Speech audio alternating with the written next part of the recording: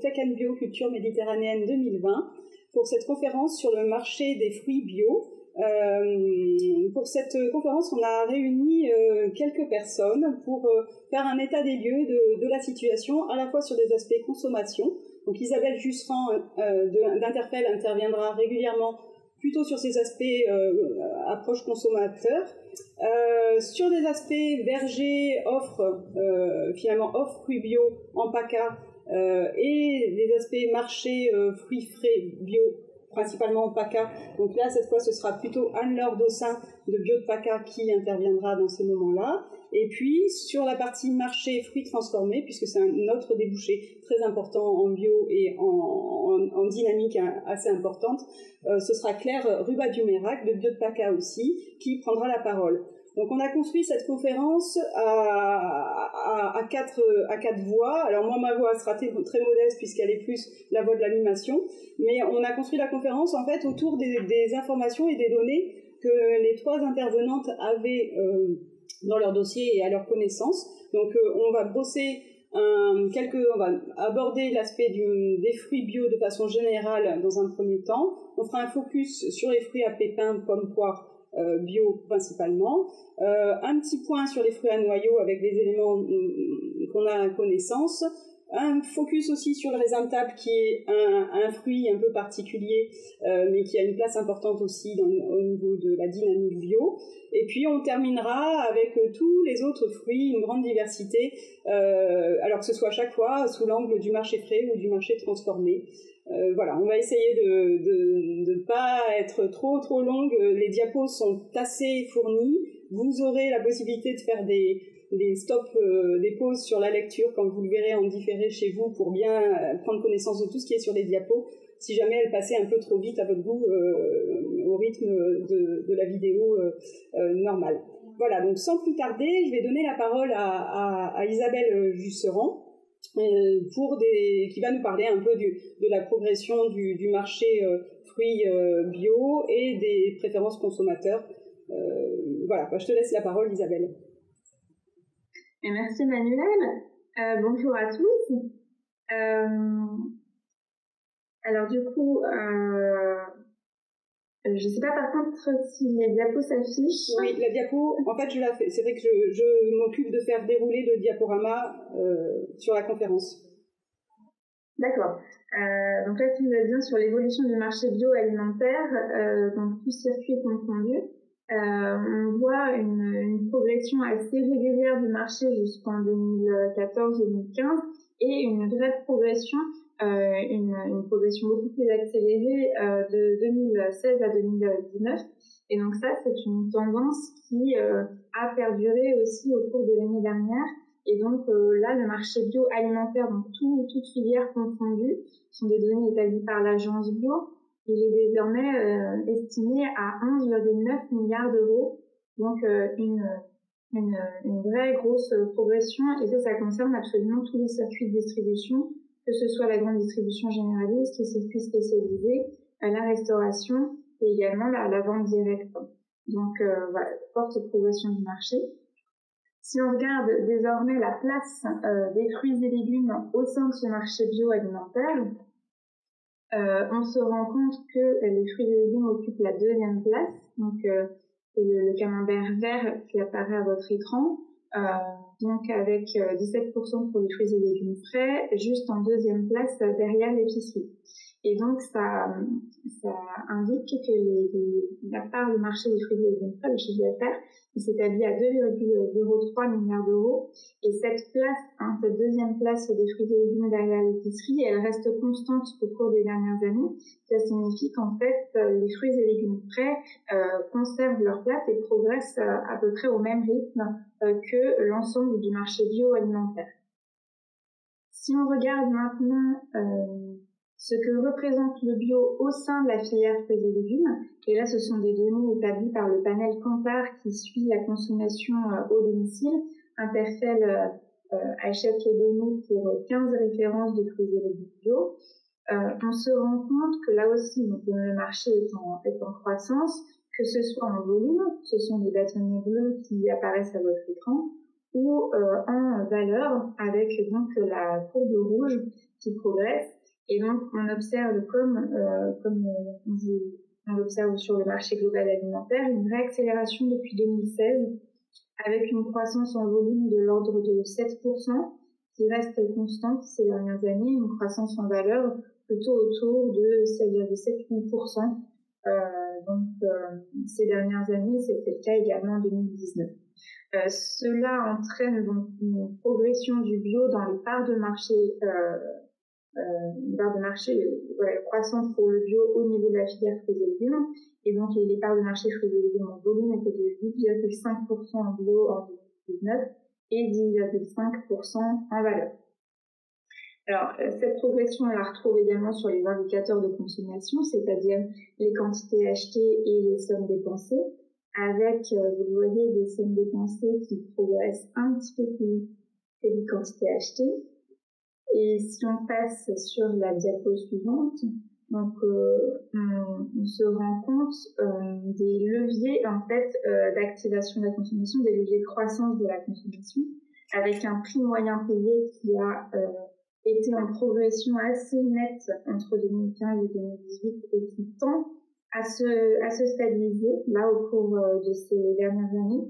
Alors ça peut avoir deux explications possibles, avec une arrivée plus massive sur le bio de certains acteurs de la distribution au positionnement prix moindre. Et l'autre facteur explicatif possible, c'est un écart qui se réduit entre la demande et l'offre. Et donc, on est à une période de développement des fruits et légumes bio où il est plus que jamais important de suivre cet équilibre offre-demande. Et c'est aussi l'objet de la conférence d'aujourd'hui. On se rend compte également que la taille de clientèle, le graphique à droite, a fortement progressé entre 2015 et 2018 et tend à se stabiliser sur 2019. Donc là aussi, on sent qu'on a eu un recrutement assez fort ces dernières années. Mais là, en fait, la croissance du marché, et c'est le graphique du milieu, elle a plutôt tendance à faire sur la fréquence d'achat. Et donc, c'est ce qu'on observe, c'est que plus que sur la taille de clientèle, c'est davantage une tendance plus marquée à la fidélisation des clients qui sont convaincus par le bio. Et c'est ça qui aujourd'hui est plutôt le moteur de la progression du marché. Voilà, je vais laisser la parole à mes collègues. Oui, merci Isabelle. Donc, je vais me tourner vers Anne-Laure. Face à ce contexte de marché général, tu vas nous donner quelques éléments sur l'offre fruits bio, principalement PACA, et puis des éléments qualitatifs globaux sur le marché des fruits. Voilà. Merci Manuel. Bonjour à toutes et à tous. Donc, ce qu'il faut retenir pour notre région, c'est qu'il y a une forte dynamique de conversion sur la filière fruits. C'est d'ailleurs le cas aussi au niveau national. C'est la filière qui a la meilleure dynamique de conversion.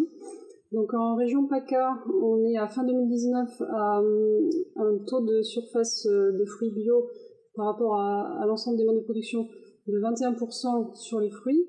Sur le raisin de table, c'est 11%. Et donc voilà, c'est une belle dynamique de conversion. Alors c'est très hétérogène entre les espèces, donc on va détailler ça dans la suite de la conférence. Alors c'est la filière pomme-poire qui domine largement. Bon, il faut savoir aussi que dans notre région, c'est la première filière tout mode de production confondu, pomme-poire. Donc on est à 2770 hectares de pommiers et poiriers bio contre 4000 hectares de fruits bio, y compris le raisin de table.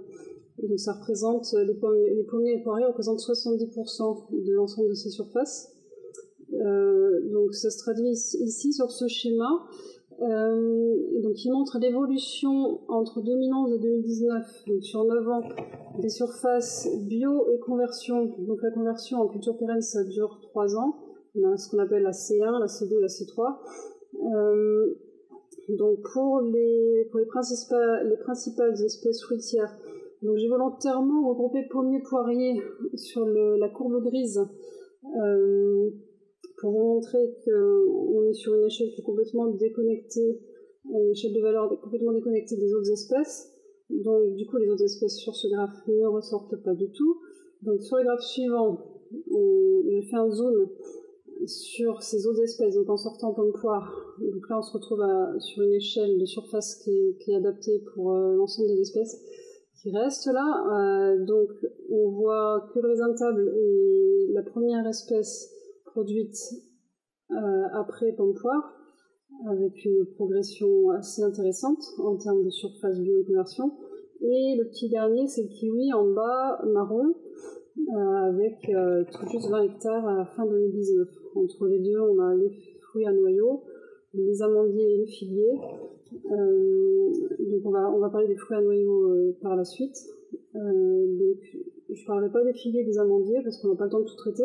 Donc juste quand même remarquer sur ce graphique, les amandiers sont en bleu et on voit qu'il y a une belle, et on le voit sur le terrain, il y a vraiment une forte dynamique de conversion depuis 2 ans sur l'amandier. Et sur le figuier, il y a une belle dynamique aussi de conversion depuis 2 ans. Alors, s'il faut parler de manière très globale sur l'ensemble des espèces de fruits donc sur le marché, le marché des fruits bio sur notre région, donc toutes espèces confondues, globalement, pour le moment, la demande dépasse l'offre, alors plus ou moins selon les espèces, comme on va voir. Donc de fait, il y a de la place pour de nouvelles conversions et les prix restent rémunérateurs pour les producteurs. Donc c'est quelque chose quand même de très positif qu'il faut avoir en tête. Toutefois, plus le rythme des conversions s'accélère, donc ce qui est le cas pour pomme-poire, comme on va détailler par la suite, et ce qui est le cas, qui commence à être le cas pour raisin de table, donc plus l'offre augmente, plus le marché se tend forcément, et plus on observe des prix à la baisse. D'autant qu'arrivent sur le marché des opérateurs un peu nouveaux dans la bio qui méconnaissent ce marché et qui peuvent avoir des pratiques un peu spéculatives. Il y a d'autres phénomènes aussi tout récents là, qui questionnent un peu les arboriculteurs expérimentés plus anciens dans la bio, donc c'est-à-dire la production de fruits à moins de qualité gustative, et on commence aussi à désaisonnaliser davantage, ce qui n'est pas forcément dans les préceptes, dans les préceptes de la bio, quoi. Voilà, je crois que j'en ai fini pour l'instant. Ok, merci Claire. Donc pour la partie fruits transformés bio, quelques éléments. Bonjour. Alors moi j'interviens en tant que chargée de commercialisation et depuis plusieurs années je suis plus particulièrement le marché, le débouché des fruits, enfin le débouché des produits transformés. Alors trois diapositives pour vous parler globalement de ce marché des fruits transformés avec une belle dynamique en bio et donc on constate donc deux débouchés majeurs, le marché de la compote et le marché des jus. La compote qui reste toujours un marché très porteur, surtout pendant l'hiver, et sur lequel interviennent 2 opérateurs majeurs. Un opérateur en local, la société Charles & Alice, qui est basée donc dans la Drôme, et l'autre opérateur qui est national, lui, Materne. Et on peut dire que eux deux, pour la campagne 2020 et début 2021, ils vont représenter donc un volume de 8000 tonnes en contrat annuel. Deuxième marché qui ressort un peu plus, c'est celui donc du jus, où là ça devient un petit peu plus difficile, nous notamment par rapport à notre région sud, dans la mesure où on a d'autres régions qui se positionnent sur ce marché-là, les Bretons et les Normands, avec une caractéristique, c'est des vergers dédiés, donc spécifiques pour ce débouché du jus de fruits, et avec des fruits qui sont quand même beaucoup plus acides, et donc plus aromatique. Et donc sur ce marché on va trouver un opérateur principal qui est la société Foulon, donc à Mâcon. Le marché des fruits transformés va concerner principalement quand même la famille des fruits à pépins, pommes et poires, et parmi lesquels, et dans une moindre mesure, les fruits rouges. On verra un petit peu plus tard le détail, et surtout on va dire le fruit majeur, ça reste quand même la pomme industrie, qui sert de matière première dans les préparations transformées, donc les compotes, les jus de fruits et tout ce qui est alimentation infantile, le baby food. Et puis, c'est un marché qui est canalisé principalement par les grosses stations de conditionnement. Et dans la région, vous aurez sûrement entendu parler de la société du Vieux-Poitou. Ensuite, donc, au niveau de ce marché, au niveau de l'offre, on va constater deux cas de figure. Une offre de gros volume, et là en général c'est sur des périodes de campagne très tendues, et cette offre en gros volume est principalement issue des stations de conditionnement et notamment due aux écarts de tri suite au précalibrage. Et là les prix les négociations sont tendues, et en fait pour la pomme à jus, on sait que elle ne va pas dépasser 410 euros la tonne. C'est l'inconvénient du direct, hein. Et donc du coup voilà donc cette caractéristique pour les grands volumes, mais je dirais pour des agriculteurs qui seraient intéressés pour valoriser de plus petits volumes de fruits, il y a la possibilité quand même de trouver des sociétés, des artisans qui vont être intéressés de négocier, de travailler avec les apports de producteurs locaux, et notamment de les valoriser. Notamment, je pense à la société Margerie dans la Drôme, où là les prix sont quand même nettement plus rémunérateurs, puisque en jus et compote on a pu atteindre 550 euros la tonne contre 410 euros pour le jus. Un élément à prendre en compte, c'est le prix par rapport aux produits de l'industrie. C'est que tout va dépendre aussi du mode de transport. Soit ça va être des départs de produits donc en benne ou en palox.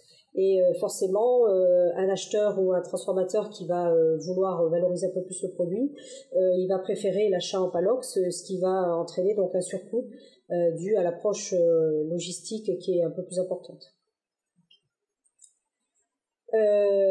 Dernier élément sur le marché global donc des fruits transformés, qu'est-ce qu'on constate, c'est que quand même moi je suis ce marché depuis plusieurs années, et une demande accrue à la fois de la part des fabricants, des transformateurs, des magasins et d'un positionnement d'opérateurs.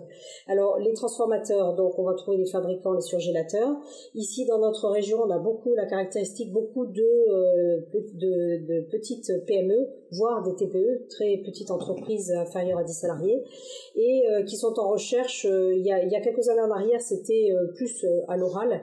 On cherche un produit bio local, mais vraiment il y a un renforcement, ça dépasse les intentions, et les acheteurs recherchent maintenant de la matière première issue de la région sud ou de régions limitrophes, privilégier un apport local en dépit d'un différentiel prix qui est plus important par rapport à des origines européennes, pays de l'Est ou autres, ou d'autres régions françaises.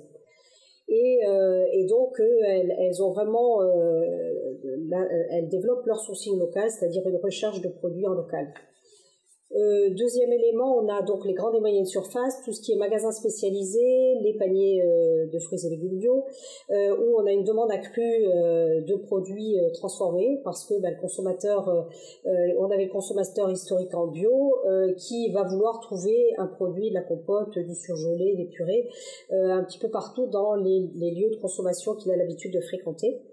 Et autre élément intéressant à souligner, c'est que il y a quelques années, donc on avait des opérateurs historiques positionnés sur ce marché-là, comme Charles et Alice.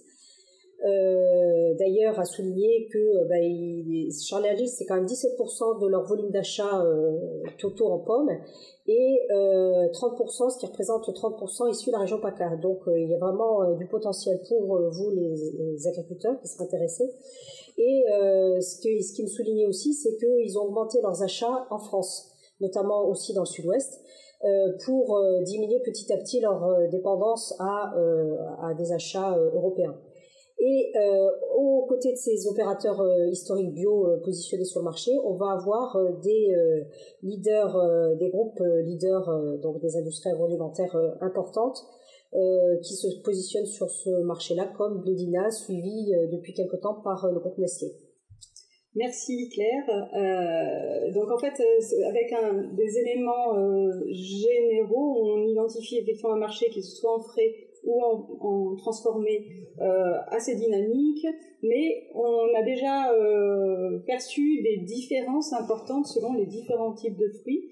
une place particulièrement forte en développement des pépins bio, qui sont très recherchés aussi dans l'industrie. Mais on a déjà vu que déjà abordé la question du marché qui se tend avec une offre et une demande qui commence à se déséquilibrer, je dirais, je ne sais pas trop comment on peut le dire. Du coup, en fait, on propose de faire un focus sur les fruits à pépins pour bien décortiquer la situation qui est, dans certains cas, un peu tendue. Donc, je redonne la parole à Isabelle qui va nous présenter quelques éléments sur la consommation des pommes et poires bio. Oui, en effet. Donc, ce qu'on observe au niveau de la pomme, de la consommation de pommes, et là, on est bien sur le secteur du frais. Ce sont de nouveau des données issues du panel Kantar, donc la consommation des ménages au domicile. Donc, ce qu'on observe au niveau des principaux indicateurs de consommation, alors déjà, les parts de marché de la pomme bio sont de 8% en volume et de 11,5% en valeur en 2019. C'est-à-dire que sur 100 pommes commercialisées en France, 8 étaient bio en 2019. Et donc, ce sont des indicateurs qui sont très proches de ce qu'on observe au global de la gamme fruits et légumes. Donc, c'est pour vous donner une idée du niveau de développement du bio au niveau de la pomme. Ce qu'on observe, c'est que les quantités achetées par ménage continuent à progresser. Il y a une petite baisse en 2018, probablement due à un contexte conjoncturel, mais elle continue à progresser. Également au niveau de la taille de clientèle, donc cela signifie que la pomme continue à recruter de nouveaux acheteurs.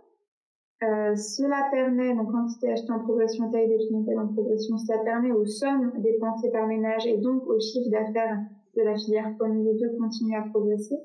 En revanche, ce qu'on observe, et ça c'est nouveau, c'est que le prix moyen payé par les consommateurs, qui avait tendance à se développer de façon continue jusqu'en 2018, tend à se replie légèrement en 2019. Donc ça, ce sera vraiment une évolution à suivre de près au cours des prochains mois pour savoir si on est sur, comme on le sent, comme on l'indique depuis le début de cette conférence, sur une tendance à une réduction de cet écart entre offre et demande. Et au niveau de la poire, on est sur un marché qui est plus petit, et on est également sur un produit où le bio n'est pas aussi développé qu'en pomme. Vous voyez, on a 5,8% en volume en part de marché, et à 8,1% en valeur en 2019. Ce qu'on observe sur la poire, c'est que quasiment tous les indicateurs, que ce soit au niveau des quantités achetées, de la taille de clientèle en bas à droite, ou du coup des sommes dépensées, on a une tendance à la stabilisation de ce marché. Et du coup, on n'a plus le développement qu'on observait ces dernières années. Là, c'est vraiment une consommation qui tend à se stabiliser. Donc là aussi, à suivre de près au cours des prochains mois et des prochaines années. Merci. Du coup, le pendant, qu'est-ce qu'on a, nous, en PACA, à proposer en fruits à pépins bio? Anne-Laure? Alors, donc au niveau des vergers de notre région, comme je vous ai dit tout à l'heure, donc on a une forte progression assez spectaculaire des surfaces bio et conversion en pommiers et en poiriers. Donc ici vous avez la courbe rouge des pommiers, alors c'est bio et conversion, C1, C2, C3 réunis ensemble, donc la progression sur 9 ans de 2011 à 2019. Donc les pommiers la surface des pommiers a multiplié par 3,3, donc on est passé de près de 600 hectares à près de 2000 hectares. Pour les poiriers, c'est encore plus important comme progression, même si sur le graphique l'échelle ne permet pas de le voir. La multiplication est de 3,6 et donc voilà, on est passé de 220 hectares à près de 800 hectares. Donc ça se traduit aussi évidemment sur les volumes. Donc les données que vous voyez ici sur ce graphique sont issues d'un estimatif que l'on fait à l'échelle régionale avec de nombreux partenaires. Donc c'est issu d'enquêtes auprès des arboriculteurs, enquêtes aussi terrain dans les vergers par les techniciens. On a démarré ce travail, non pas en 2011, mais à partir de 2015. Alors, on y regroupe les volumes bio et conversion C2, C3 Pourquoi? Parce qu'à partir de la C2, on peut valoriser un produit comme étant un produit bio. Enfin, on peut écrire sur l'étiquette produit issu de la conversion à l'agriculture bio, ce qui n'est pas le cas sur la C1.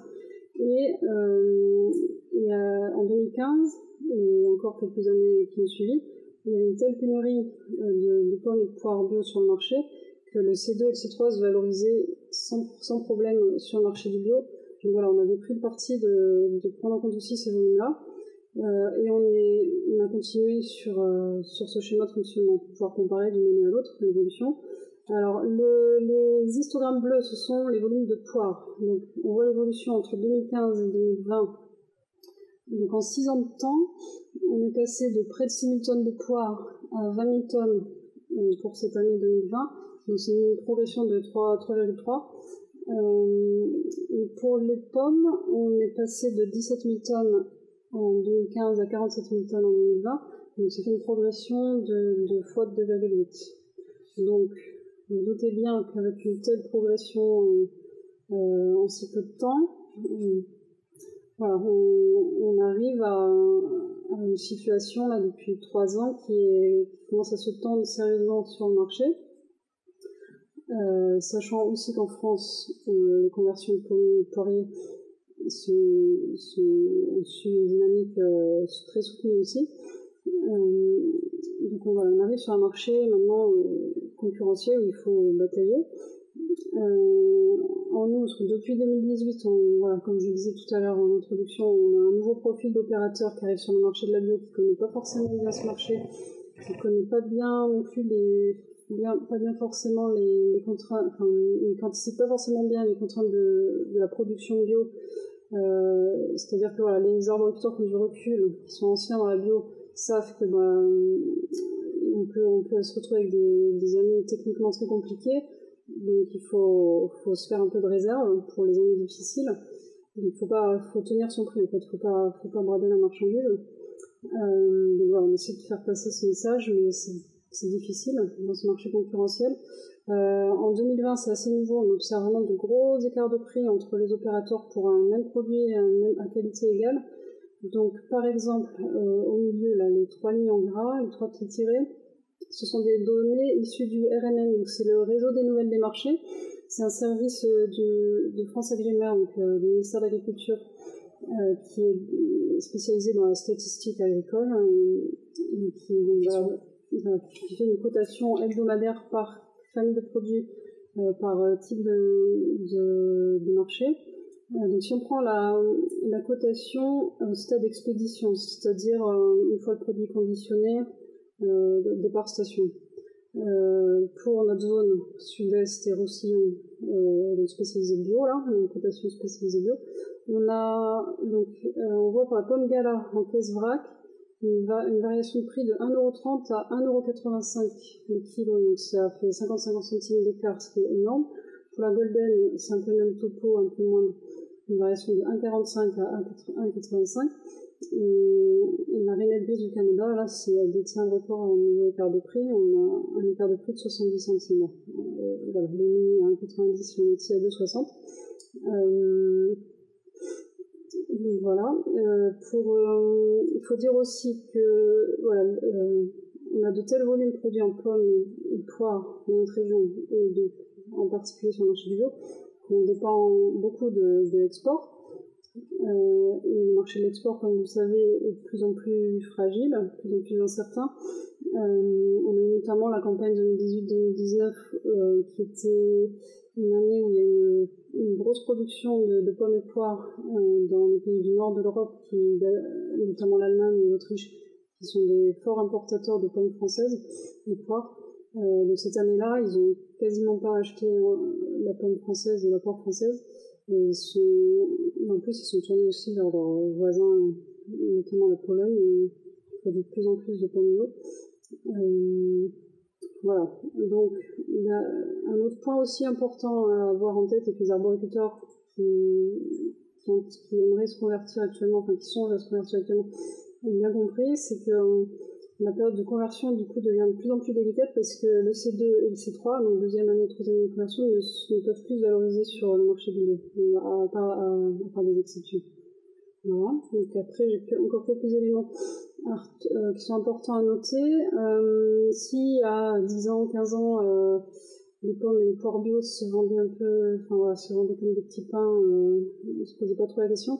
Maintenant, voilà, il faut avoir une vraie stratégie de lissage de l'offre sur la saison, et le stockage est devenu indispensable.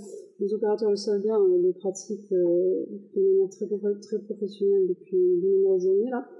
Même maintenant, la poire bio, qui est notre pomme emblématique de la région pour sa précocité, qu'on récolte en juillet et qui se mange normalement quasiment sur l'arbre, j'ai entendu cette année que certains opérateurs commençaient à la déstocker et à la vendre seulement à partir de septembre.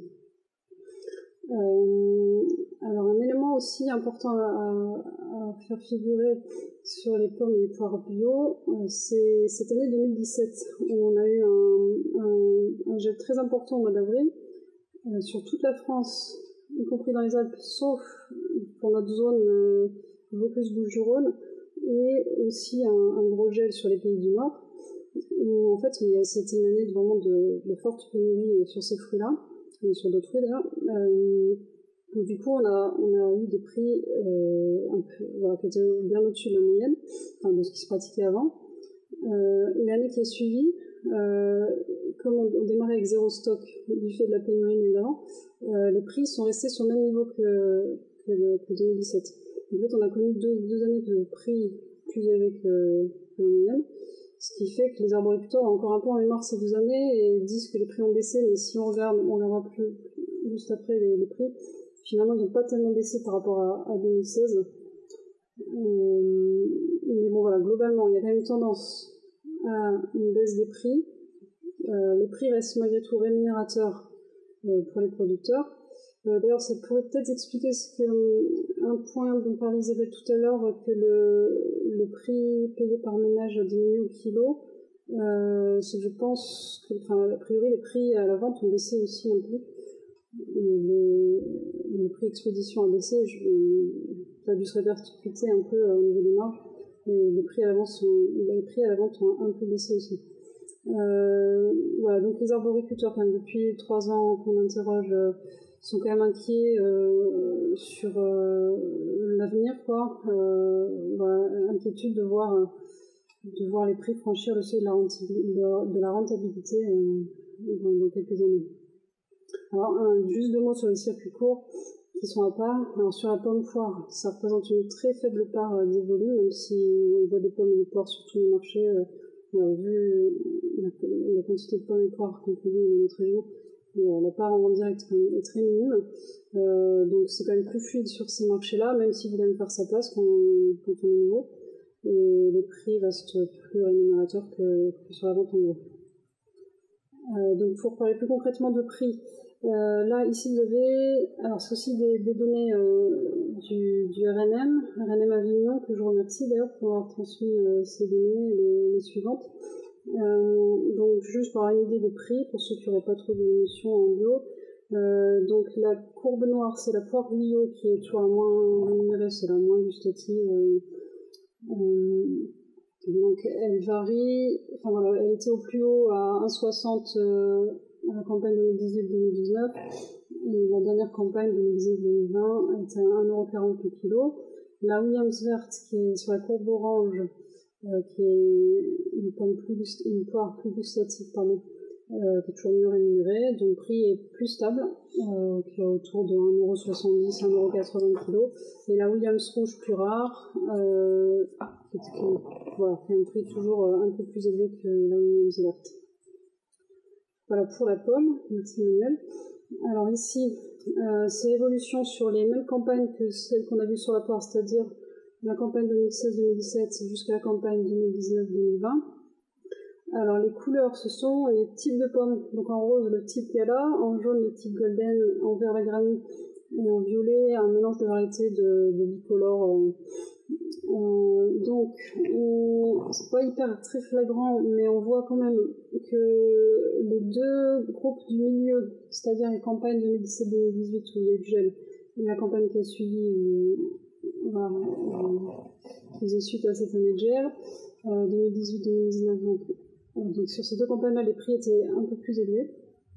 Et donc voilà, à gauche, on a les prix de 2016-2017, à droite, les derniers prix de la dernière campagne, qui sont sensiblement les mêmes qu'en 2016, avec une légère baisse quand même en dehors de la gala. Donc le prix, a priori, est resté le même, 1,70 €. La Golden, elle aussi entre 1,60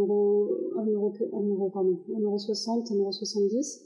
La Grammy, elle est plutôt autour d'1,50 € maintenant, et la Bicolore, elle était l'année dernière autour d'1,80 € kg. Voilà, après j'ai 2 diapos que je ne vais pas commenter parce que sinon ça sera trop long. Vous pourrez les regarder pour ceux qui seraient intéressés. Ça montre, alors il y a 7 diapos pour la gala et la même pour la Golden. Ça montre la fluctuation du prix au cours de la saison, donc mois par mois, avec plusieurs années de référence. Voilà. Vous pourrez regarder ça au plus au calme après, si vous voulez. Voilà, juste encore quelques mots sur ce marché de la pomme et de la poire bio. En termes de demande variétale, donc ça va peut-être surprendre ceux qui ont encore une vision un peu idyllique de la bio, qui pensent que le consommateur bio recherche forcément des variétés excellentes gustativement, etc. En fait, en tout cas sur le circuit long, c'est pas le cas du tout. Les consommateurs et donc les opérateurs qui font l'intermédiaire entre les arboriculteurs et les consommateurs n'exigent pas de variété particulière. Ce qui est important, c'est d'avoir la gamme comme la gamme conventionnelle, une rouge, une bicolore, une jaune et encore éventuellement la Grammy pour certains opérateurs. Il y a quand même certains magasins spécialisés, on voit notamment dans les Biocop, qui aiment bien avoir des variétés un peu comme la Rainette, enfin les différents types de Rainette. Voilà, donc en vente directe c'est différent. Il y a encore les vrais amateurs, les vrais connaisseurs des variétés de fruits bio diverses et variées. Alors sur la poire c'est un peu particulier, sur tous les circuits on manque cruellement de variétés d'automne, tout simplement parce qu'on n'a pas les vergers plantés dans la région. Et comme le poirier a un long temps de mise en production, le temps que cette évolution se fasse, ça va prendre quelques années. Voilà, on peut dire aussi qu'en termes d'offres, les arboriculteurs et expéditeurs, qui soient indépendants ou en coopérative, ils ont chacun leur stratégie de replantation pour se démarquer un peu du reste du marché, puisque ça se tend. Donc on voit notamment le développement depuis pas mal d'années de variétés club. En pomme, on a la fameuse Juliette, la Rianne, la Daliclas aussi assez récemment. En poire, on a par exemple la Selena Elliott.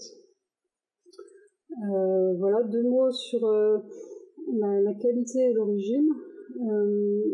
Alors, comme vous le savez, je pense, en circuit long, l'agréage des pommes et des poires bio reste beaucoup plus tolérant que celui en conventionnel, mais évidemment il a tendance à se durcir, c'est comme pour tout, quand il y a pénurie on fait pas trop difficile, et puis quand il y a beaucoup d'offres on commence à chipoter, quoi. Alors pour le moment la grande majorité des clients ne demandent pas de catégorie 1, donc ça c'est quelque chose qu'on aimerait conserver, parce que qui dit catégorie 1 dit très peu de tolérance de défaut d'aspect, donc ça pourrait mettre en difficulté beaucoup d'exploitations bio si on devait commencer à faire de la catégorie 1 en quantité. Voilà, en vente directe, les défauts d'aspect, il ne faut pas non plus exagérer, mais sont plutôt bien tolérés par le consommateur. Et en termes d'origine, le français est chauvin, on a de la chance, et le consommateur bio français est encore plus chauvin que la moyenne. Il cherche vraiment du fruit origine France, donc il est prêt à mettre une différence de prix. Donc voilà, c'est une chance dont il faut profiter. Merci. Donc c'est vrai qu'on l'a vu, les pépins en frais se présentent sur un marché qui devient un peu plus délicat et à l'avenir un peu plus inquiétant, on va le dire. Les choses sont un peu différentes sur le marché de l'industrie, Claire, où on trouve, alors c'est vrai que sur cette...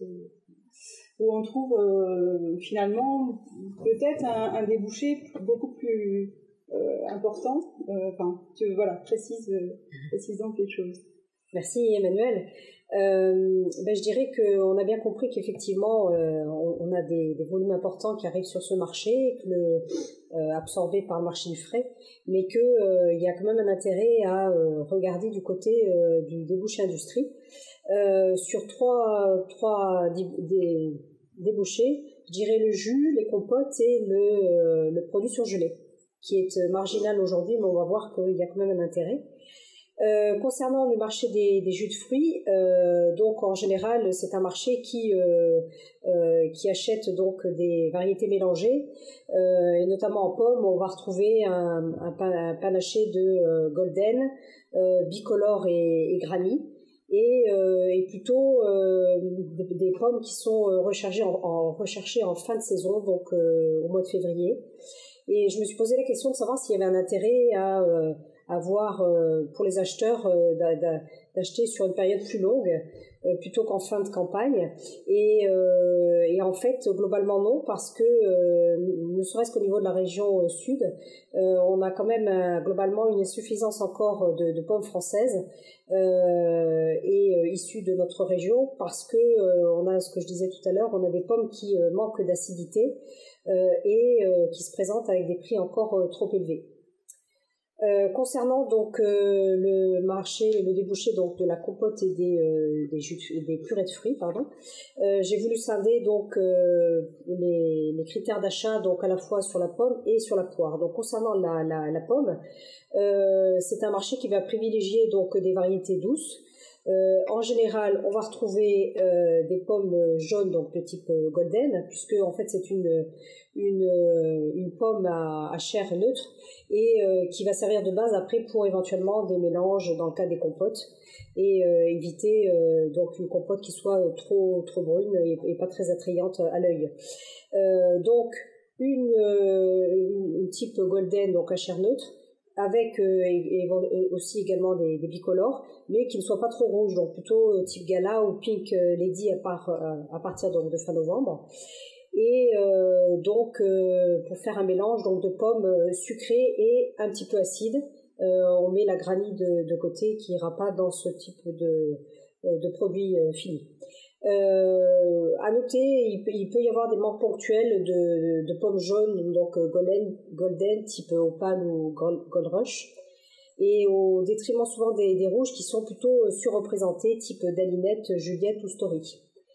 Une chose importante à prendre en compte pour les critères de la pomme, c'est le degré Brix qui est exigé par les transformateurs, parce que il aura une incidence sur le taux de sucre. Et donc une compote, elle doit avoir un certain niveau de taux de sucre.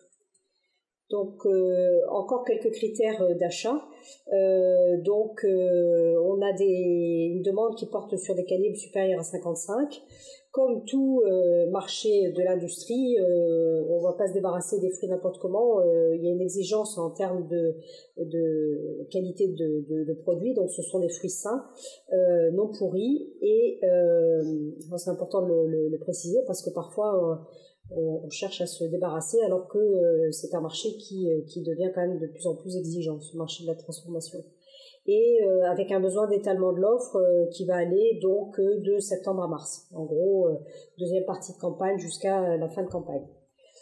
Concernant les critères d'achat pour la poire, donc là pareil, comme pour la pomme, les acheteurs vont privilégier des chairs très blanches après la transformation, donc forcément une incidence sur le choix de la variété qui va être une poire plutôt poire Williams ou type Rochas, qui vont être privilégiées. Et par contre, pour du marché local, j'ai une conserverie en local qui me disait que voilà, elle travaillait avec des variétés de poires mélangées, et donc au-delà de Williams et Rochas, on n'a pas d'autres variétés de poires qui sont recherchées. Donc comme pour la pomme, on va trouver donc des poires qui soient saines. Important, c'est le niveau de mûrissement, qui soit pas verte, parce que une poire mûre va dégager beaucoup plus d'arômes et de qualité intrinsèque. Il faut que ces poires soient fermes et sucrées. On n'a pas de calibre imposé particulièrement et au niveau de l'étalement de l'offre, on va être sur une période qui va aller donc de août à début octobre. Comme autre débouché, à mon avis, qui est un débouché intéressant sur lequel se pencher dans les années à venir, j'étais étonnée de voir que en surgelé, on avait un débouché déjà aussi pour les pommes et poires en surgelé. Et notamment, on a un opérateur, la société Siecoli dans la Loire, qui a développé des purées de pommes vertes, donc granny, et de poire William en surgelé. Donc voilà, c'est un des premiers opérateurs qui s'est positionné sur ce marché et donc ça peut ouvrir des possibilités aussi sur du qualitatif sur ce volet-là. Okay. Donc pas mal de choses encore à venir et en développement. Tout à fait. Merci toutes les trois pour ce point sur les pépins. Et du coup, on va essayer de faire un focus sur les fruits à noyaux, puisque vous allez le voir, la situation est très différente. Voilà, donc de nouveau, je donne la parole à Isabelle qui a quelques éléments en termes de consommation sur les pêches et nectarines à nous présenter. Oui, en effet. Donc sur la pêche, ce qu'on observe, c'est des parts de marché de la pêche bio, et là encore un pêche bio par rapport à l'ensemble du marché pêche en France, la consommation à domicile en frais. Donc on est à 3,5% en volume et 4,7% en valeur en 2019. Donc vous voyez, c'est un produit à la pêche sur lequel le bio est encore peu développé par rapport à ce qu'on observe sur l'ensemble de la gamme fruits et légumes. Alors si on regarde en détail les indicateurs de consommation, les choses qui sont plus difficiles à commenter, notamment l'évolution et les fluctuations qu'on observe sur le prix moyen payé, puisque finalement l'état de la conjoncture du marché pêche influe davantage que réellement l'équilibre offre-demande sur la seule pêche bio. Donc c'est des données qu'on commente un peu moins, puisque finalement c'est pas l'indicateur le plus parlant. En revanche, ce qu'on observe, c'est entre 2015 et 2019 une progression des quantités achetées. De la même manière, les sommes dépensées progressent. Et ce qu'on observe surtout, et ça c'est un fait assez marquant et spécifique sur la pêche, c'est une taille de clientèle qui progresse et qui progresse fortement, même entre 2018 et 2019. Et ça, si on passe sur la diapo suivante, c'est également ce que l'on observe en nectarines, avec donc en termes de part de marché 2,1% en volume, 3,3% en valeur, donc là encore un produit sur lequel le bio est plus développé, mais toujours progression des quantités achetées, des sommes dépensées et taille de clientèle en progression.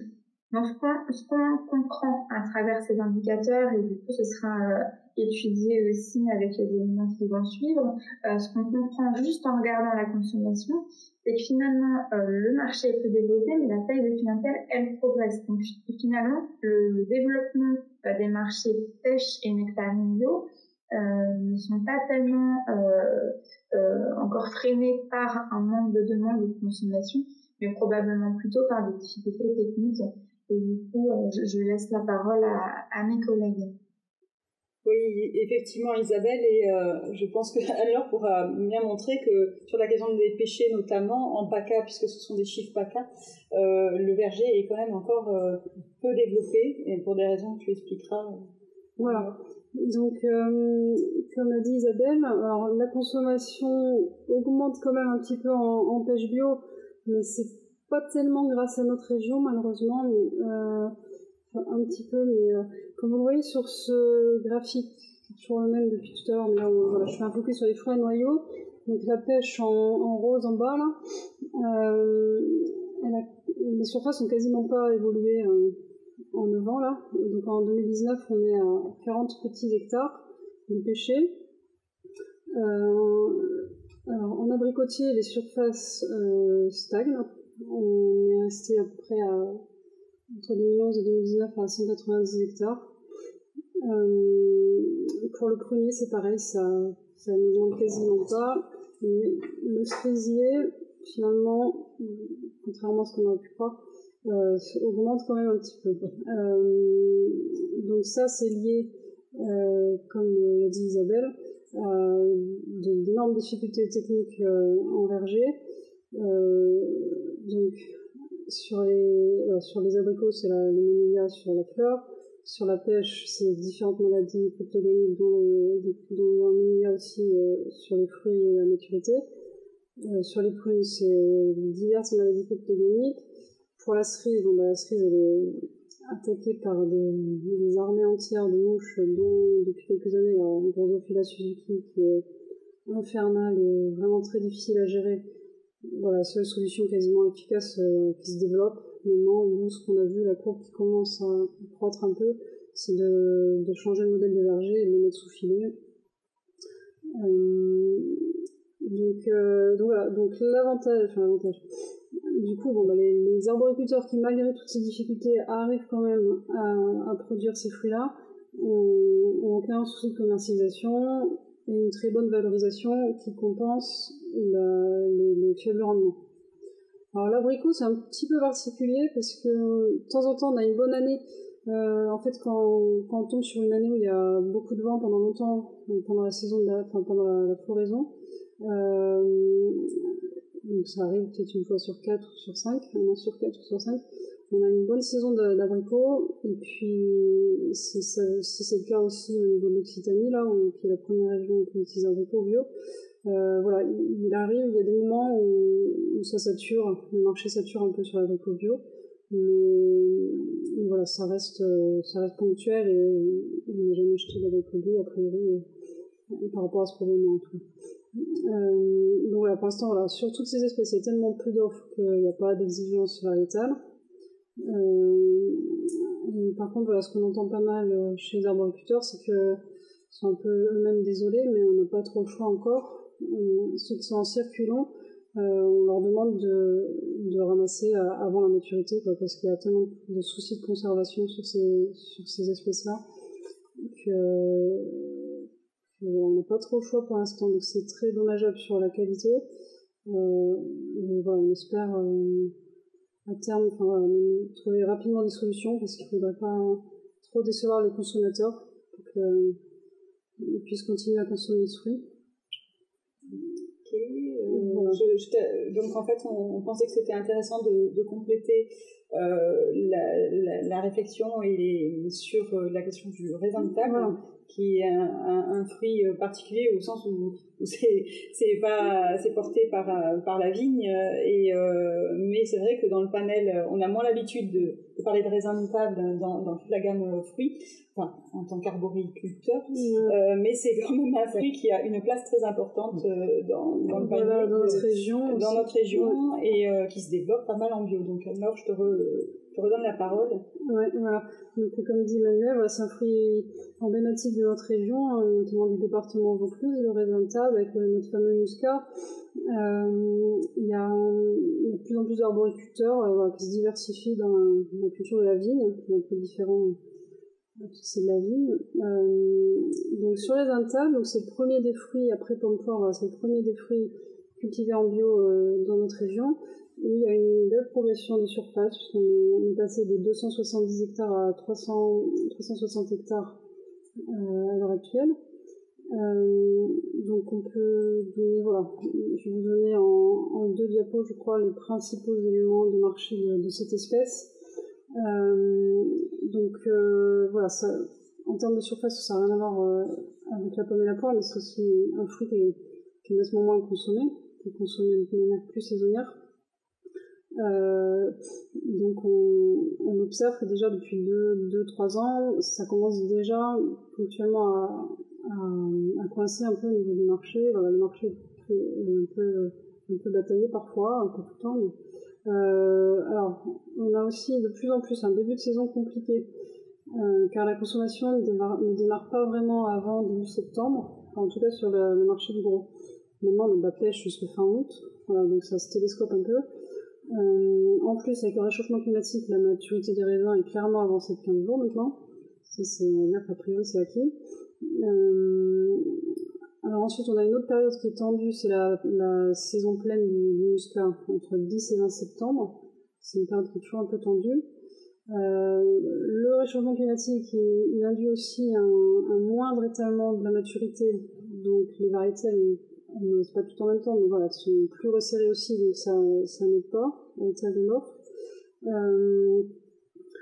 Pour finir avec cette histoire de réchauffement climatique, on a aussi les canicules qui peuvent fragiliser les grappes. Alors, pour certaines variétés, sans qu'on s'en aperçoive, j'ai des producteurs qui m'ont cité 2019 comme une année où il y a eu des grosses pertes en stockage parce qu'il y avait stocké du raisin qui était fragilisé par le chaud et ils ne s'en étaient pas aperçus. Donc c'est du raisin qu'ils ont dû jeter au déstockage. Justement, par rapport à ce stockage, alors, en fait, on stocke peu de raisin de table en bio, contrairement à la filière conventionnelle. On n'a pas les mêmes moyens techniques. Les sulfites en plaquettes pour raisin de table sont interdits, bien qu'ils soient autorisés pour la vinification bio. Alors, c'est interdit en raisin de table, donc voilà, pour l'instant, on n'a pas de moyens techniques suffisants pour stocker suffisamment de raisin de table, donc ce qui n'aide pas non plus à lisser l'offre. Alors on constate aussi, comme pour la pomme poire, de gros écarts de prix à qualité égale, produit égal, entre les clients et aussi et entre les années. Et pareil, la même chose que ce qu'on a vu sur la pomme et la poire. Depuis 2020, on observe c'est plus spécifique que ça, mais vraiment en 2020, beaucoup de nouveaux bio sont arrivés sur le marché, notamment en muscat. Donc avec des opérateurs qui parfois méconnaissent aussi le marché du bio et qui ont des pratiques un peu spéculatives. Voilà, du coup, en 2020, les prix ont bien baissé. Et les producteurs commencent aussi à avoir des inquiétudes pour l'avenir. J'ai oublié de dire tout à l'heure, que le raisin c'est un peu particulier aussi parce que le muscat est très bien valorisé en conventionnel, notamment quand il stocke et qu'ils arrivent à le vendre assez tard. Et ça n'aide pas en fait aux conversions à la vie. Enfin, ça n'aide pas, voilà, c'est un fait. Ça n'incite pas forcément un monde fou à se convertir. Mais bon, quand même, ça commence à s'accélérer malgré tout, les conversions. Donc je reviens sur le marché. Donc en termes d'atouts, quand même, hein, il a de nombreux atouts. Ce raisin de table bio, c'est un produit qui bénéficie d'une image très positive par le consommateur de fruits bio, qui cherche un produit gustatif et sain. Donc pour l'instant, quand même, ça reste économiquement intéressant de produire du raisin de table, toutes variétés confondues. Alors en termes de perspective, j'ai un producteur qui voyage pas mal, qui m'a dit que à l'avenir, pour être compétitif avec d'autres pays qui produisent beaucoup de raisins de table, il faudrait restructurer les vignes pour avoir plus de rendement à l'hectare et pouvoir proposer des prix de vente un peu moins élevés. Donc en autre perspective, il reste de la place pour les variétés tardives qui sont moins produites que le muscat. Sachant que même si les consommateurs bio a priori ne souhaitent pas forcément consommer des produits en dehors de la saison, bon, voilà, il y en a quand même aussi qui apprécient d'avoir du raisin jusqu'à décembre ou janvier. Donc il y a une perspective de développement par rapport à ça, sachant qu'il y a des solutions de stockage qui commencent à se mettre en place quand même en petite quantité, notamment les atmosphères modifiées en palox et en colis aussi. Voilà, et la perspective aussi à pas oublier, d'autant plus quand on est en bio, c'est de bien profiter de la large gamme variétale dont on dispose. Voilà, il faut continuer à cultiver, il faut pas trop simplifier, même si les variétés sont plus compliquées que d'autres à produire. Voilà, c'est toujours mieux pour sécuriser sa production en cas de pépins techniques et pouvoir étaler son offre au maximum. Voilà, vous avez quelques noms de variétés les plus connues. Merci. Merci. Donc, pour terminer le tour des fruits, on a mis dans un groupe qui s'appelle Autres fruits, des fruits comme le kiwi, comme la grenade, comme le kaki ou encore la jujube, la figue aussi, qui sont des fruits qu'on produit plus ponctuellement en moindre quantité en PACA et en France d'une façon générale, enfin pas pour le kiwi, non, mais en tout cas en PACA, et qui nous semblait intéressant parce que des opportunités de développement et des marchés potentiellement intéressants. Donc Isabelle, tu as quelques éléments à nous donner sur les aspects consommation du kiwi bio, je crois. Oui, en effet. Alors sur le kiwi, c'est un produit sur lequel le bio est pas mal développé. Vous voyez, les parts de marché sont de 10% en volume et 10,1% en valeur en 2019. Donc c'est plus que ce qu'on observe sur l'ensemble de la gamme fruits et légumes. Donc un produit bien développé en bio. Ce qu'on observe, donc, comme sur l'ensemble de la gamme, c'est une progression des quantités achetées assez forte depuis 2016. Et c'est vrai que sur ces dernières années, surtout en 2019, on s'attend plutôt à une stabilisation de ces quantités achetées. Également, au niveau de la taille de clientèle, c'est un produit qui a recruté pas mal d'acheteurs de consommateurs entre 2015 et 2018. Et là, ça tend à se stabiliser en 2019. Du coup, au niveau des prix moyens payés, voilà, là encore, léger repli à stabilisation sur 2019, et du coup, ça se sent également au niveau des sommes dépensées. Donc, c'est un marché, où le bio est développé, mais peut-être, encore une fois, tend à se stabiliser ou en tout cas à atteindre son niveau de maturité.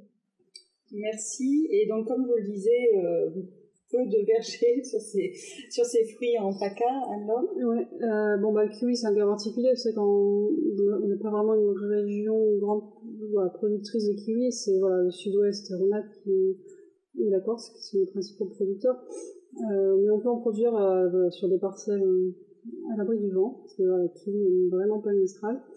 Donc pour le kiwi, 20 hectares pour l'instant en bio, donc ça part sur la vente directe.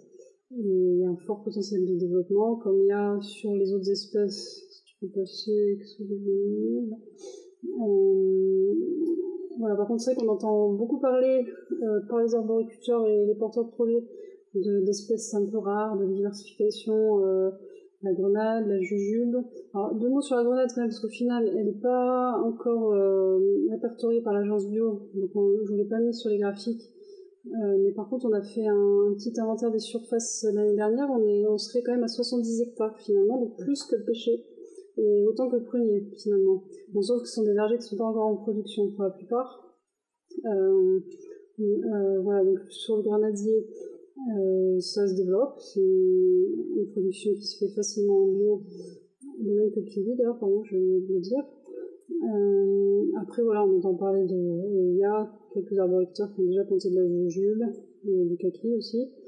Donc pour ces espèces-là, il y a une demande du consommateur, il y a tout à faire en fait. Donc c'est le marché est porteur, donc je pense qu'il faut quand même faire attention aussi, faire une petite étude de marché, parce que c'est quand même tout nouveau tout ça, savoir comment on s'y prend. Par rapport au réchauffement climatique, je reviens dessus, excusez-moi. Il y a des espèces qui sont intéressantes de développer, notamment la grenade et la jujube, qui demandent peu d'eau. Donc tout reste à construire sur ces espèces plus rares. Merci. Et alors sur le marché du fruit transformé, alors là on a avec toute la diversité des fruits et toute la diversité des produits finis transformés, des choses c'est sans fin, j'ai l'impression. Oui, il y a vraiment un panel de débouchés important, j'en ai recensé 6. Mais peut-être que j'en oublie. Quand on prend effectivement tous ces autres fruits de la gamme, on va retrouver principalement, je vous en ai déjà parlé, donc le débouché des jus de fruits et des nectars. Et là où on observe une volonté aussi des opérateurs d'aller vers un peu plus de segmentation, notamment pour faire du jus de fruits premium, du jus pur fruit, et avec aussi l'étiquette bio qui est de plus en plus aussi recherchée et demandée. Donc on va être sur des jus et nectars en mélange. Je sais qu'il y a souvent de la demande effectivement sur des fruits rouges pour venir intégrer des mélanges, ou en monoproduit. Alors là, j'ai fait je vous ai donné un exemple sur la grenade dont tu viens de parler. Effectivement, on voit bien, on accompagne un groupe de producteurs qui est en train de développer donc des vergers de grenadiers et qui ont envie de le valoriser en jus parce que on a aussi des caractéristiques organoleptiques et en termes de vitamines intéressantes sur ce fruit-là. Donc il y a à terme on va avoir donc un développement des volumes et fabriquer, même s'il y a quand même des contraintes techniques pour fabriquer ce jus de grenade. Deuxième débouché, tout ce qui concerne les compotes et purées de fruits, on est encore sur des marchés très petits par rapport au marché effectivement des pommes et poires dont on a parlé tout à l'heure, mais très complémentaires chez les spécialistes. Donc on a beaucoup de fabricants qui sont à la recherche d'autres fruits. Comme par exemple dans les fruits à noyaux, ce qui revient c'est l'abricot de Provence. Alors on ne cite pas forcément une variété en spécifique, mais plutôt ici de ce territoire de la région sud. En tout cas, les fabricants recherchent des variétés donc à maturité qui soient saines. Et on a bien vu effectivement avec les vergers, on est en manque de volume, donc il y a une possibilité. Voilà, donc il y a aussi une demande sur par exemple pour l'abricot, sur le marché de l'oreillon. L'oreillon donc en bocal, en bio parce que ça se fait encore très peu, ou en cube, donc là c'est à relier donc au marché du surgelé. Par contre forcément sur l'abricot on va être sur des prix de revient qui sont en France du double de ce qu'on peut trouver en Espagne ou en Italie par exemple. Donc ça complique un peu aujourd'hui encore l'accès à du produit local. Les fruits rouges, le premier fruit rouge qui revient en tête c'est la fraise, une demande aussi de fraises entières ou en morceaux purés, et puis toute la gamme des fruits des bois. Alors quand je dis fruits des bois c'est fruits rouges, donc framboise, groseille par exemple. On a une très faible disponibilité en région sud. Il y a quelques producteurs qui ont commencé à en produire, et on va plutôt en trouver sur les bancs du Donnay par exemple, en production. On a Monsieur Coin qui revient. C'est un fruit qui revient à la mode et sur lequel on a des demandes récurrentes. Moi, régulièrement j'ai des demandes d'entreprises qui sont à la recherche du coin pour intégrer des compotes par exemple pomme coin, et puis la prune qui revient aussi sur le devant de la scène, et la figue violette. Et puis globalement sur les critères d'achat on va retrouver effectivement des cahiers des charges qui portent sur donc un achat sur des fruits sains mûrs, pas verts, parce que ça c'est important, la maturité, la notion de maturité, et qui va donc permettre aux fruits de développer tout son arôme, le sucre, et donner le bon goût du fruit. Donc des fruits sucrés qui soient fermes. Là on n'a pas sur l'ensemble de ces produits là on n'a pas de calibre imposé, et on peut mélanger effectivement les calibres. Troisième débouché possible, c'est celui de la confiture, et régulièrement on a des confituriers notamment en région sud qui sont à la recherche de fruits en bio et locaux. Et donc comme matière première on va retrouver une demande qui porte sur les fruits à noyaux, donc les abricots, les cerises douces ou la griotte, la pêche, la fraise, la figue, la violette. Et tout à l'heure je vous parlais des jus et de la notion aussi de segmentation. Là on a des confituriers qui travaillent de plus en plus sur aussi des fruits d'appellation d'origine.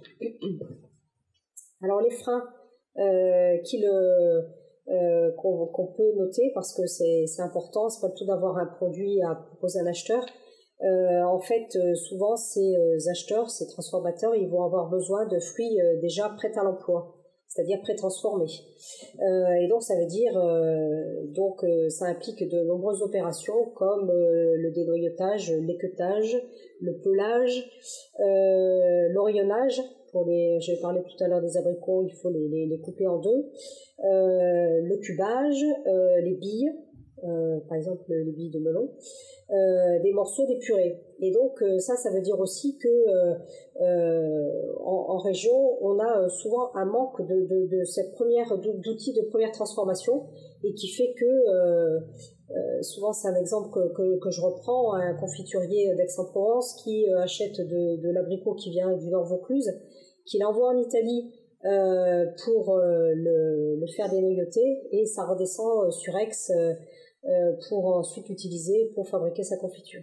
Et des exemples comme ça, des entreprises qui partent au Portugal aussi pour faire cette première transformation-là. Et donc une difficulté effectivement à assurer cette première transformation, et à fabriquer aussi parce que les transformateurs ont besoin de ce qu'on appelle des PAI, de produits alimentaires intermédiaires, c'est-à-dire qu'ils vont pas acheter le fruit brut, mais ils vont déjà acheter en purée ou en morceaux pour pouvoir être ensuite assemblés à d'autres produits et faire le produit fini. Un autre débouché intéressant, et là pareil, je peux en témoigner en ayant des appels au téléphone d'opérateurs sur le circuit de la diététique et de la cosmétique, des laboratoires de plus en plus qui nous contactent parce qu'ils recherchent des produits, des fruits, pour entrer dans des compositions non alimentaires. Donc ça peut être des fruits bio déclassés, des sous-produits ou des coproduits, qui vont rentrer dans la fabrication de produits de cosmétiques. Donc là, souvent ce que je leur dis, c'est qu'effectivement on est sur un marché, globalement ce qu'il faut retenir, c'est que ici notre région sud, on est sur un marché quand même globalement qui est orienté sur le marché du fruit pour les fruits, et que globalement ces fruits s'écoulent plutôt relativement facilement, hormis ce qu'on a évoqué tout à l'heure pour les fruits à pépins, et que le marché industrie, c'est un marché qui est récent, notamment à prendre en compte pour les agriculteurs, qui vise plutôt le marché du fruit, qui est quand même globalement mieux rémunéré, mais on verra quand même que ça peut avoir un intérêt de travailler. Sont coupés, sont activés. Que ça va être donc un marché intéressant. Diapo suivante, il reste encore deux autres débouchés intéressants. Donc c'est le débouché du surgelé, notamment avec un opérateur important sur la place qui est le groupe Picard Surgelé. J'ai noté donc qu'ils font 44 références de fruits, donc c'est quand même pas rien, et dont 8 références en bio-labellisées. Eux se montrent toujours encore intéressés pour développer des références qu'ils n'auraient pas encore à la gamme, et en travaillant déjà avec des surgélateurs avec lesquels ils travaillent.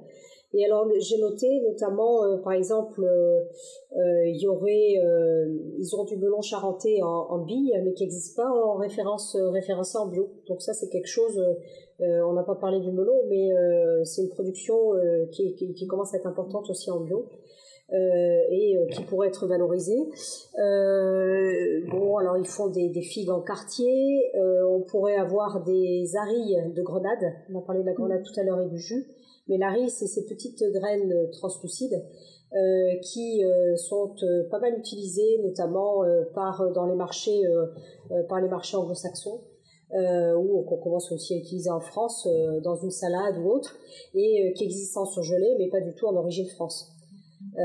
Et donc du coup c'est quelque chose qui pourrait être intéressé. Donc vous verrez dans le diaporama, j'ai un petit peu détaillé les différentes possibilités, j'ai noté aussi une autre entreprise dont je vous ai parlé tout à l'heure, la société Sicoli. Eux, ils ont 14 références bio, dont 4 en origine France. Ils font des purées d'abricots donc de la variété Bergeron. Donc ça c'est intéressant parce que donc ils ont une origine italienne, mais nous on aurait une capacité ici en région à pouvoir éventuellement répondre. J'ai noté aussi le melon charentais, puisque pareil aussi on a de la production, et cette société travaille avec du melon français, mais qui n'est pas en bio, donc il y aurait une possibilité. Les fraises, purée de fraises dans cette entreprise d'Acicoli, là, elles viennent essentiellement encore des pays de l'Est. Et puis, voilà. Donc, voilà pour le volet donc, du surgelé. Et pour terminer, on a le débouché des fruits séchés et des poudres. Fruits séchés, donc déshydratés. Donc, avec du séchage solaire, on a quelques agriculteurs qui se sont équipés de séchoirs pour faire de la chips de fruits. Donc, ça concerne donc le volet des aliments santé nutritifs, donc et en bio qui est très recherché notamment par les sportifs. Et qu'on va retrouver bien valorisé dans les magasins spécialisés bio avec le système de vente en vrac où chacun peut choisir l'abricot séché ou d'autres de fruits séchés. Et puis également donc l'abricot, les figues séchées, les fraises c'est encore confidentiel et puis la grenade séchée aussi en poudre. Alors, tu voulais donner quelques éléments complémentaires sur les critères recherchés? Voilà. Alors, effectivement, j'ai essayé de faire une petite synthèse des critères qui sont recherchés concernant la qualité, les volumes, l'origine. Donc, la qualité, ça concernait bien évidemment tout ce qui est calibre, l'aspect du fruit, la certification bio. Et je me suis questionnée aussi quelle valorisation pour les fruits, par exemple, issus de la conversion. Donc on a quand même des critères restrictifs parce que c'est un marché qui est très exigeant et très technique, le marché de l'industrie, et donc qui va travailler avec des fruits mûrs qui ne sont pas verts, avec un équilibre important entre le taux de sucre et l'acidité, dans des calibres plutôt donc homogènes, avec des défauts d'aspect limités, qui n'aient pas d'impact sur la pulpe du fruit, avec des écarts de tri admis, par exemple une conserverie locale qui travaille pas mal à valoriser les fruits, et donc là ça peut être un mélange.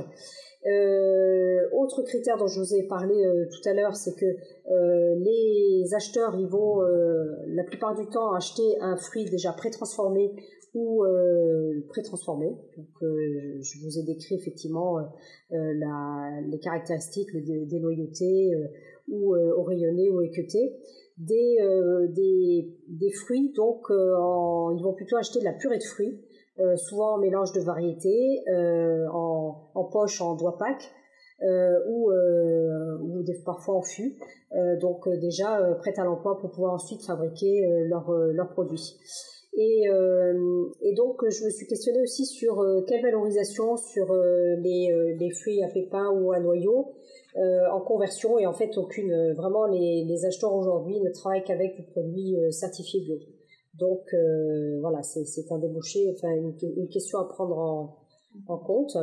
Concernant les volumes, forcément on va être sur voilà, des acheteurs qui sont quand même sur des outils industriels actuels qui font que ils ont la nécessité, pour optimiser aussi leur fabrication, de travailler sur des volumes de fruits conséquents.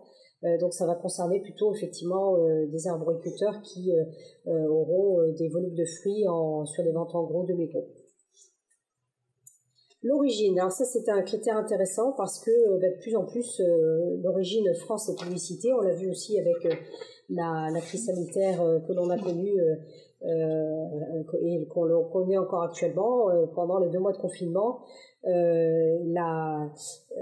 Les consommateurs sont allés à la recherche de trouver des produits le plus près possible.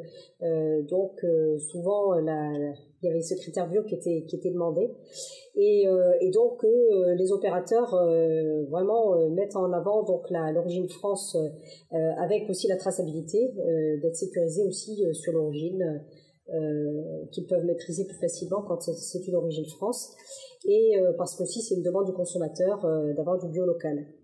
Le conditionnement, donc les fruits bruts ils vont être livrés en vrac. Souvent ça va être des palox plastiques ou caisses ou des caisses. Alors on n'est que sur du plastique, on n'est pas du tout sur le palox bois, parce que avec des risques d'éclat de bois, c'est strict, c'est palox plastique et caisses plastiques ou des big bags. produits alimentaires intermédiaires, donc si c'est des purées de fruits, ce que je disais tout à l'heure, livrés en fût ou en poche plastique en doigt pack, et ou sinon pour la vente aux consommateurs, donc on va retrouver tous les systèmes de bocaux, de conserve 5-1 pour la restauration collective, de plus en plus aussi des pots ou des gourdes par exemple pour les compotes. Et dernier élément, je voulais insister aussi sur le fait que même si c'est un marché, on l'a vu, qu'il y a des contraintes et des exigences, ça peut constituer un débouché sécurisé pour les agriculteurs, parce que donc en général, les opérateurs, les acheteurs vont travailler sur des contrats souvent sur 3 ans. Et donc ça sécurise l'agriculteur il sait qu'il peut assurer effectivement cette vente pendant 3 ans avec tel et tel critère. Et puis de plus en plus avec des labels qui essayent de valoriser ces critères-là. Je fais référence notamment au label Bio France Équitable qui a été testé par le réseau FNAB avec le groupe Picard Surgelé. Et donc à la fois sur la région sud et sur la région sud-ouest. Et les ventes qui ont été lancées sous ce label donc en mars 2020 font état vraiment d'un succès sur cette gamme-là, et avec une augmentation progressive des volumes demandés dans cette gamme-là. Voilà. Ok. Merci. Alors, je crois qu'il nous reste 5 minutes pour essayer de synthétiser tout ça. Vous avez vu un marché en dynamique, des marchés, des produits, avec une diversité très très grande de situations. Donc, Claire va essayer de faire une petite synthèse. Ensuite, Anne-Laure, tu compléteras sur les spécificités par rapport à ce qu'a dit Claire sur le frais. Vas-y Claire. Alors je me lance. Donc j'ai essayé sur une diapo de synthétiser le marché des signaux encourageants sur ce marché-là, parce que on l'aura compris, c'est un marché donc en progression, notamment sur la pomme et la poire. Sur ces produits-là, donc c'est un marché qui va pouvoir poursuivre son rythme pendant encore quelques années. Et absorber justement de nouvelles conversions. Je dirais aussi que encourageant dans le sens où on a un prix départ station qui est plutôt rémunérateur, autour de 540 euros, une fourchette donc entre 540 et 560 euros la tonne, notamment pour le jus. On a une dynamique avec de nouveaux opérateurs qui arrivent et qui développent des gammes en bio, ce qui n'était pas le cas jusqu'à maintenant, une bio d'origine française, notamment très nette sur le secteur du baby-food et du surgelé.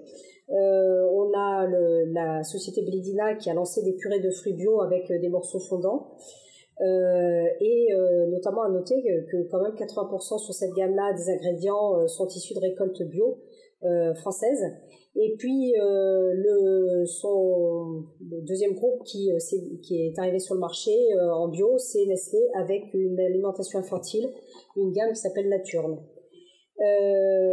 Et donc est-ce que c'est un marché en déficit? On a vu qu'il y a encore de belles opportunités pour certaines espèces. Et je dirais vraiment point clé à retenir si on veut travailler sur ce marché-là, sur ce débouché-là, c'est que les fabricants ont besoin d'avoir un produit fourni avec régularité.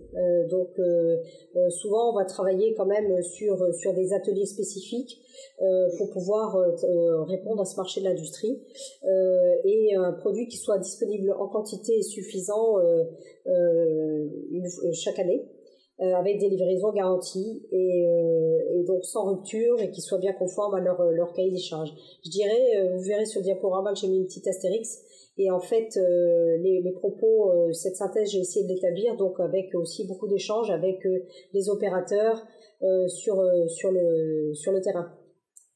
Il y a quand même forcément le pendant avec quelques signaux qui peuvent poser question. C'est l'interrogation qu'on pourra avoir, c'est que on a déjà un petit peu perçu sur le marché du frais, mais sur l'industrie aussi, peut-être le risque à terme d'avoir une banalisation de l'offre industrie, notamment en fruits et pépins. où on a une offre qui est devenue annuelle grâce à ces différents bassins de production qui peuvent proposer des volumes. On a une offre en poire qui est encore inférieure à la demande, donc des marges de manœuvre, et on arrive à un équilibre sur la pomme. Donc dans quelques années, quid de ce qui va se passer.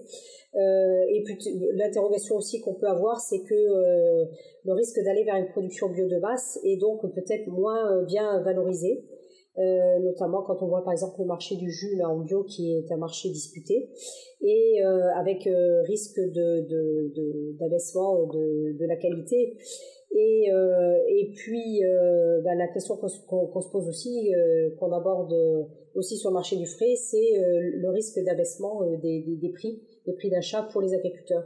Et donc on essaye de vraiment essayer d'accompagner aussi les agriculteurs sur ou de rappeler cette question, la question du maîtriser ses prix, bien connaître ses coûts de production et sa marge pour pouvoir bien se défendre, y compris sur le marché du transformé.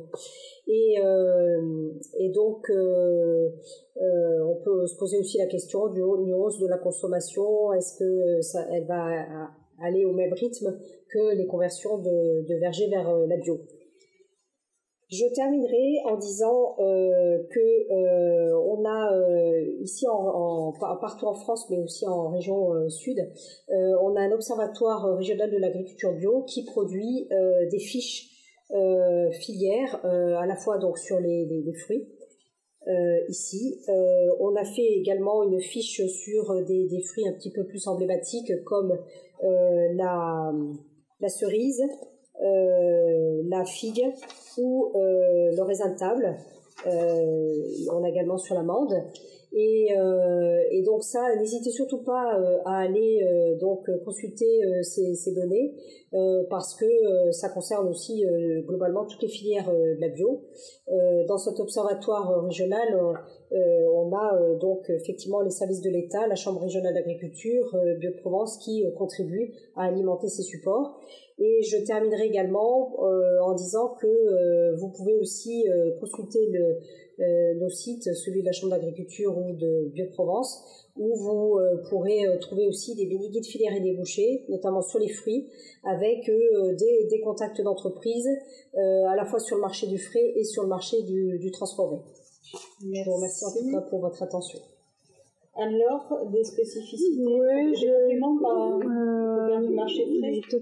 C'est à peu près la même chose que ce qu'a dit Claire. Donc voilà, ce qui reste quand même encourageant sur le marché des fruits frais pour l'avenir, c'est que les prix restent rémunérateurs pour l'instant, malgré un marché en tension sur certaines espèces, qu'on a vu, et malgré des rendements faibles, parce qu'on a de gros soucis techniques, notamment sur les fruits à noyaux. Il y a un fort potentiel de développement sur les espèces qu'on a appelées autres espèces, donc les espèces un peu plus rares. Une vraie demande et un vrai potentiel de production. Dans la plupart des espèces que j'ai citées sont techniquement pas de grosses difficultés techniques en bio. Et les inquiétudes, voilà, c'est un résumé de ce que j'ai déjà dit plusieurs fois. Voilà, toujours se méfier, voilà, quand un produit commence à être produit, quand on commence à avoir du volume sur un produit, évidemment, la loi du marché fait que les prix s'abaissent.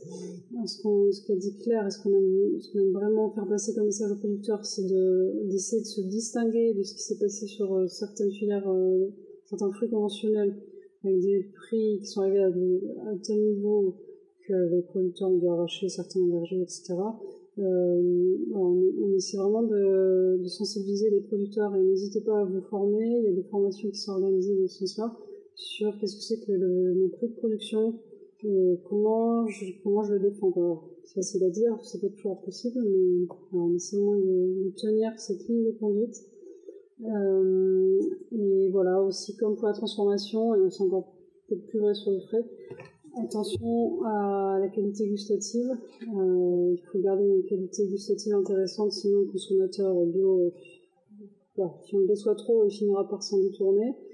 Il y a une vraie problématique sur les fruits à noyaux. Tant qu'on n'a pas de bonnes solutions techniques pour la conservation et qu'on est obligé de récolter des fruits qui sont pas mûrs, c'est très problématique. Voilà. Et attention aussi à ne pas trop réduire la gamme variétale, c'est là pour tous les fruits. En pomme aussi, j'entends de plus en plus de producteurs qui me disent bon, la reine des rainettes, c'est bien beau, mais j'en ai marre, ça tout tombe, ça produit 1 an sur 2, et il y a la moitié de la récolte qui est par terre avant qu'on ait pu la ramasser. Mais, je comprends, et à leur place, je me poserais vraiment la question.